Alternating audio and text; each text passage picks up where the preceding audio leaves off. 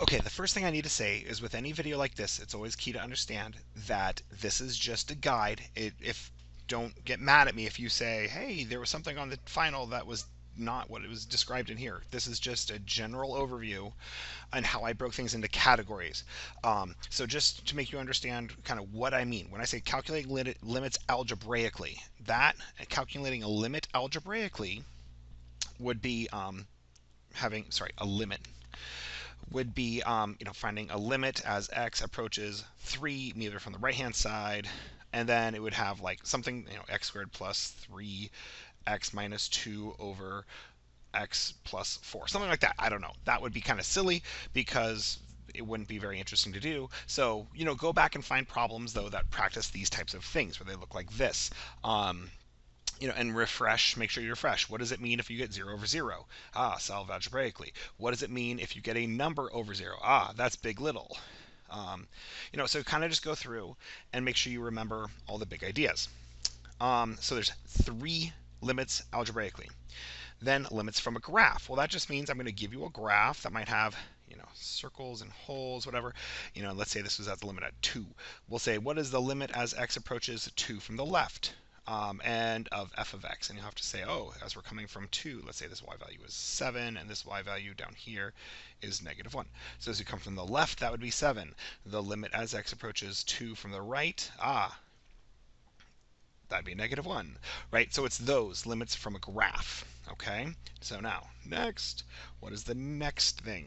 Derivatives implicitly. So that's implicit differentiation. So that's x squared y plus e to the xy plus natural log of xy equals 4. I don't know, 4y, it doesn't matter.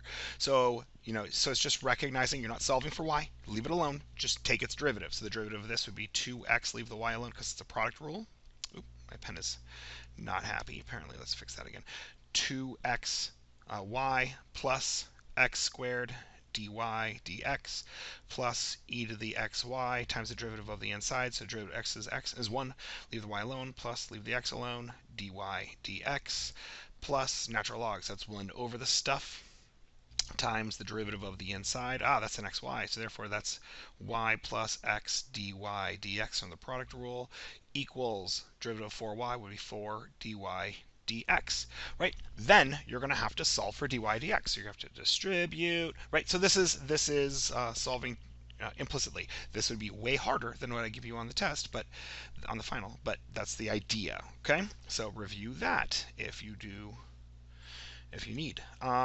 Derivatives explicitly. Well, that's just y equals 3x squared times the natural log of x, right? It's just your basic rules where you already have it solved for y. So therefore it is y prime equals product rule 6x, leave the natural log of x alone, plus 3x squared times derivative of natural log is 1 over the stuff. And that's it. And you're done, right? And okay, so what would be the next? That's implicit. That is explicit. Find a derivative explicitly for an application. So this is just word problems, section 2.9, I think. So just doing derivatives and word problems. Okay. So that could be maxes and mins. That could be inflection points. That could just be finding the highest profit, the lowest cost. It's just anything like that. Finding the average rate of change, right? Average rate of change is keyword for slope, y2 minus y1 over x2 minus x1.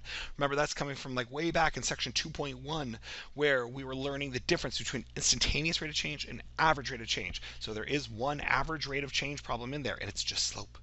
Okay, what else? Find the antiderivative for an application problem. All right, so this would be antiderivative where this function here has to be a rate, right? It's a rate, and then so it's just an antiderivative. You set up the bound, say what they want me to find the rate from 0 to 12 years. I don't know, whatever. But it's just an antiderivative problem, word problem. So you can seek out those. And again, there's only one.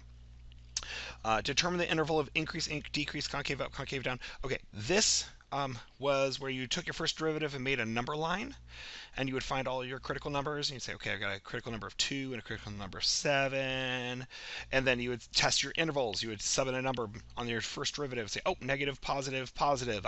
So that means We are decreasing from negative infinity to 2, and then that's decreasing, that's it. And then increasing, so that'd be decreasing. Then we are increasing from 2 to 7, and 7 to infinity because of the positive slopes, right? Well, now, what if instead of it being a first derivative, you took your second derivative? Now that doesn't mean decrease, increase anymore. That means concave up, concave down. So we are concave down, that's supposed to be W, from negative infinity to negative 2. And we are concave up from 2 to 7 and 7 to infinity, right? So, intervals of increase, decrease, concave up, concave down, max, min, inflection points, all that kind of stuff. So we would have a inflection point at x equals 2, but not 7, because at 2 we have the change in concavity went from negative to positive, but at 7 we didn't have a change. It was positive, positive, so it's not an inflection point. What if it was a first derivative number line? Well, then a min or a max. What is a min or a max? Well, this means your graph is going down. Now it means your graph is going up. So therefore, this is a minimum at x equals 2. Okay, so refresh those. There are 2 of those types of problems. Okay, finding the area between 2 curves. Right, so if you have 2 curves, and you want to find the area between them. This is from chapter 3, where you have, let's call this one f of x, and we call this one g of x. Right, the first thing you do is set them equal to each other to solve for the intersections, and you would integrate from, I don't know, a, we'll call it b, from a to b, and the function that was on top is g of x, so it would be g of x minus f of x dx, right? So that's it. That's area between curves. Okay, what else do we got? Finding antiderivatives. That is just straight up. I don't know, whatever it would be. X squared plus 3 over x to the third plus 2 dx, right? Just antiderivatives. They could be product rule. I'm sorry, they could be, my brain, come on. By parts, or substitution, or just general rules. But there's going to be 3. Just antiderivatives, no context, no anything, just find the answer. There's your max mins. There's one max min. So that is separate from the concave up, concave down. So I already reviewed that, so we're done with that. Consumer surplus and producer surplus and equilibrium, right? So that was where you had your demand, your supplier function, and your producer and your consumer. There we go. Producer's function and your consumer function, and we would just have the graph of the 2 of them, and the point where they intersected was the point of equilibrium.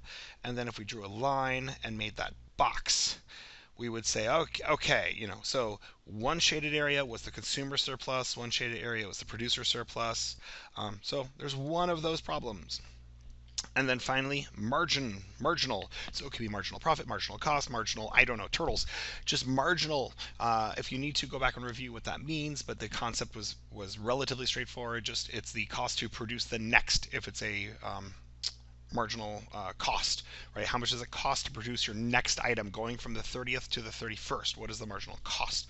And marginal was just keyword for derivative. That's it. It's literally just take the derivative of the cost function. So if you have the cost function, c of x, c prime of x is the same thing as marginal cost. There is no difference. It's just how you interpret the answer. That's it. So your final exam consists of, I believe, 24 questions. This should add to 24. It is a good way to kind of understand the emphasis on what to study, how to study, where you need to put your time and effort. I hope that helps narrow it down.